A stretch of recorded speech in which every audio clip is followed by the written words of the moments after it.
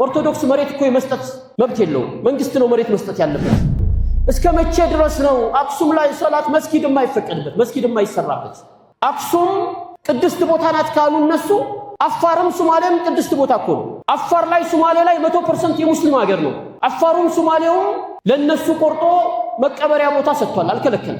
የሃይማኖት ቦታ ሰጥቷል፣ አልከለከለም። የአክሱም መሬት የተለየ የሚያደርግበት ምንድነው? ስለዚህ መጅሊስ እስከ መጨረሻው መታገል አለበት። በመንግስት በኩል መነጋገር አለበት። የመስጊድ ቦታ መሰጠት አለበት። የመቀበሪያ ቦታ መሰጠት አለበት።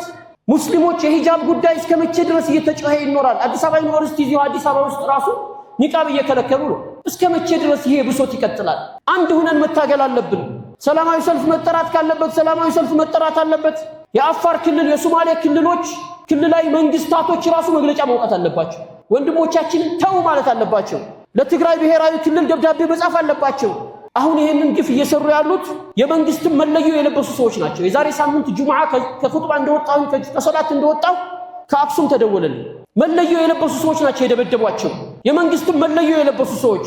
መንግስት በዚህ ጉዳይ ላይ እርምጃ ሊወስድ ይገባል። በእርግጥ የአካባቢ እስካሁን ለማዕከላዊ መንግስት ታዛዥነት ሙሉ ታዛዥነት እያሳየ እንዳልሆነ እናውቃለን። ነገር ግን መንግስት እርምጃ መውሰድ አለበት። ጠቅላይ ሚኒስትራችን ስለ አክሱም ሲጠየቁ ኦርቶዶክሶች መፍትሄ ይሰጣሉ ብለው ተናግረው ነበር። መጀመሪያ ገና ለውጡ እንደመጣ ይሄው እስካሁን ለውጥ ሊሰጡ አልቻሉም። ኦርቶዶክስ መሬት እኮ የመስጠት መብት የለውም። መንግስት ነው መሬት መስጠት ያለበት።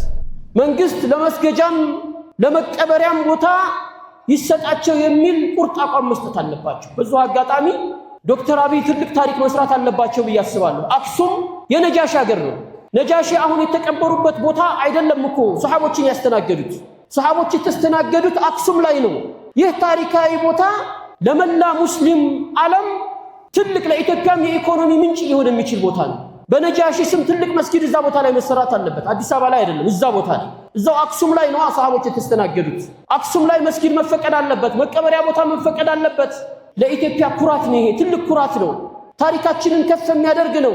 ጎብኚዎችን ወደ ኢትዮጵያ እንዲገቡ የሚያደርግ ትልቅ ነገር ነው። ይሄ ነገር መጅሊሱ ገፍቶ ማህበረሰቡን ከኋላ አስከትሎ ትልቅ ኃላፊነት አለበት። መቋረጥ የለበትም። የአንድ ጊዜ ጩኸት ብቻ መሆን የለበትም።